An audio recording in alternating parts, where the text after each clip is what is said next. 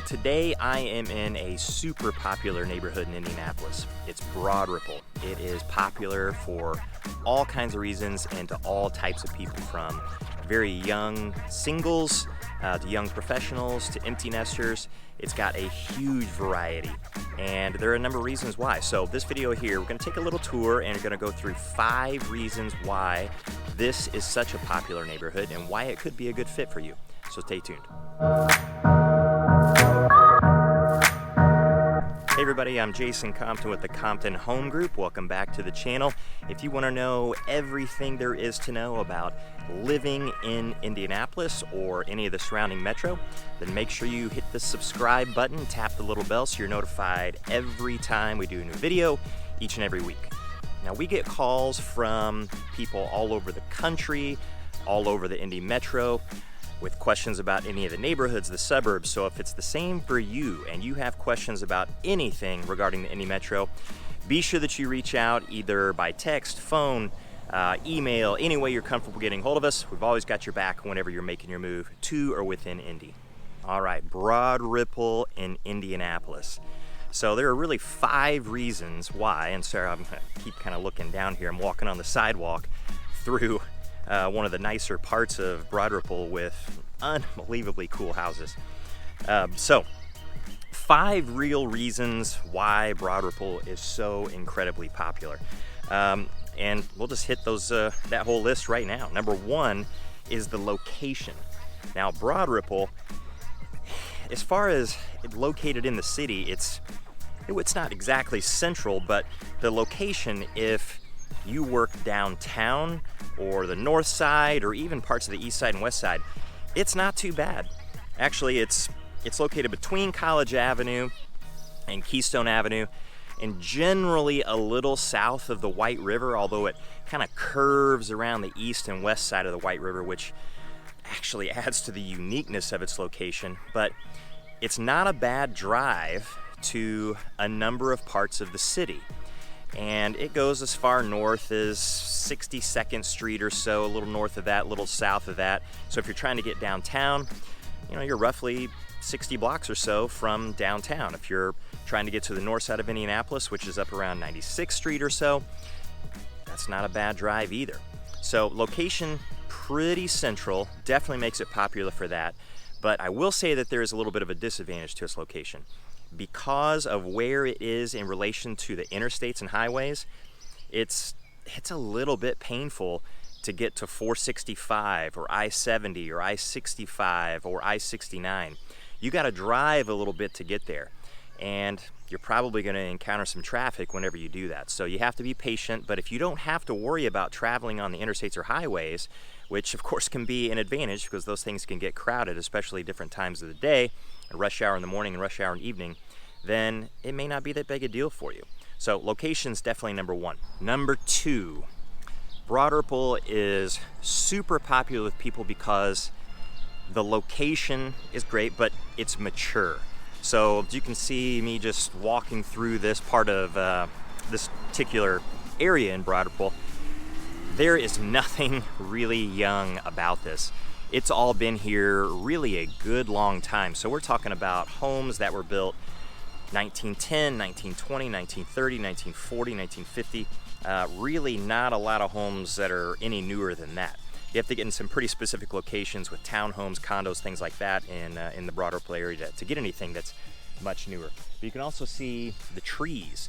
I mean, there are trees in here that are easily 100 years old, some older than that, of course some younger, but we're not talking about little saplings that are 10 years old, 5 years old, anything like that. So it's a very mature neighborhood, not necessarily mature on the age of the people. You can have older people, younger people, so that's an absolute diverse mix. But this neighborhood's been here a very long time. It's very well established. If you get out into some of the other parts of Indianapolis or into the suburbs, then you can of course get into a lot of new construction areas, and it's going to have that new construction feel. It's not going to have a lot of big trees. It's going to be very open. It's just going to feel very young, very new. If you're looking for mature, well-established neighborhoods, Broad Ripple is absolutely one of them that could be at the top of the list, and that's one of the reasons why it's at the top of the list for a lot of people around here. And number 3 it kind of leads us into that maturity, just the homes. So many different homes in Broad Ripple. This is the epitome of the opposite of cookie cutter. You can find a huge variety of styles of homes, from 2-bedroom bungalows, we're talking 1,000 square feet or so, all the way up to 4,000 to 5,000 square foot homes that have 4 and 5 bedrooms, a basement, and all different levels of renovation. So again, I said this is a mature area. You've got homes that are built 1910, 1920, 1930, 1940, and there are certain parts of Broad Ripple that have much smaller homes, and I happen to be in one of the parts of Broad Ripple where the homes are a little bit bigger, but all incredibly unique, and they have different levels of renovation too. So there are some parts of Broad Ripple that you can still get in, I would say, relatively inexpensively, and you're still probably going to have to go north of $200,000 even for an 1,100 square foot 2-bedroom home.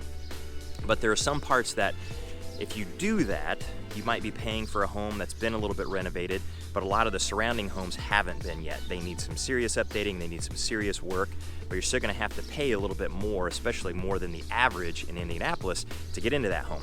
But then you can get into parts like I'm in right now and easily pay $400,000, $500,000, $600,000, $700,000 for the house and still have different levels of renovation. Some that are just completely decked out, exterior renovation, interior renovation, modernized, but then just get into some homes that maybe need a little bit more work too, but you're still going to be paying north of that $400,000 mark to get an extra bedroom or to get some extra square footage.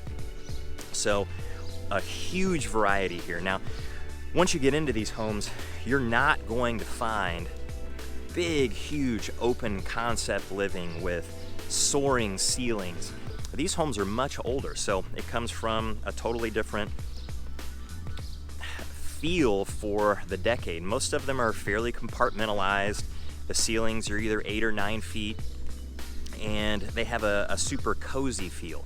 Although in many cases you've had walls knocked down and a lot of the homes have been opened up a little bit, but for the most part, they're going to have that mid-century to early 1900s feel on the inside. So vastly different from something that you might get in Fishers or Westfield in one of the suburbs, or even some new build neighborhoods in Indianapolis, where you do get those super open concept kitchens and cathedral ceilings, or at least 9-10 foot ceilings. Not going to be that way at all. So if that mature feel in the neighborhood, mature houses, is something that's right for you, I know it's right for a lot of people in the Indianapolis area. They love it, absolutely love that feel, and the fact that the homes are not cookie cutter. They're all extremely unique and actually just beautiful, especially when you combine it with how mature the neighborhood actually is with the tree and the foliage, the vegetation that you see everywhere else. So number 4, why Broad Ripple is so incredibly popular. The homes here are unique, the location's unique, the maturity of the entire neighborhood, and so is the food scene. So Broad Ripple is one of the neighborhoods in Indianapolis that has a huge number of really unique places to go. So there are pockets in Indianapolis. You've got downtown, which is called the Wholesale District. That's a neighborhood. Places like Fletcher Place. I've got a video about Fletcher Place. It's one of the foodie neighborhoods in Indianapolis. And some places that are scattered around Indy. And then even when you get into some of the suburbs like Carmel and Fishers, they're becoming a lot more with it as far as unique restaurants are concerned. But Broad Ripple has been unique for decades, really. A lot of really good chefs that move into town, or a lot of the chefs that originated just right here in Indianapolis, they gravitate to the places that are super popular for people to go. So Broad Ripple has had unique restaurants forever. And some of the restaurants that come out each year, a lot of times they do land in Broad Ripple. Now, there's nothing wrong with chains. Of course, if you go to a chain, Indianapolis has a million chains, just like a lot of big cities do across the country. And the good thing about a chain is that if you go to one here in Indianapolis and you go to one in Los Angeles, you know exactly what you're going to get. You're going to get consistency. But places like this, places like Broad Ripple, people want unique. And you're absolutely going to find that. This is definitely one of the places my wife and I like to go whenever a new restaurant opens, or one that's been open for quite a while and it's got a good reputation, or at least we know the chef, whoever that is. Then we love to come and visit that, because you're always going to get unique drinks, unique dishes, and of course sometimes they're even diverse as far as their culture is concerned, where the food really truly originates. So then that brings us to number 5. A huge reason that Broad Ripple is so incredibly popular is the nightlife. So the nightlife in downtown Indianapolis is pretty happening. And then you've got just a couple pockets here and there, like Fountain Square, where there's some nightlife too. But Broad Ripple is certainly a major hub for that. I know I've been in Indianapolis since 1997, and I was much younger then than I am right now, of course. But it was one of the things that attracted me to the area. I always knew that there was something to do. There's certainly tons of bars and restaurants and concerts, tons and tons of places to go and get into any of that you want. So that's one of the things that could be a positive, the fact that it does have all this nightlife. But I know I've talked with many people, and that's also a negative. They don't want to be near a place that has people staying out till 2 and 3 in the morning. And you know, of course, 2 and 3 in the morning, there's almost nothing good that's going to happen at those hours. And that's true, definitely true. But you can get far enough away from the parts of Broad Ripple that have all of the nightlife to avoid that. And anybody that's out in 2 and 3 in the morning and making all kinds of noise and getting in any kind of trouble.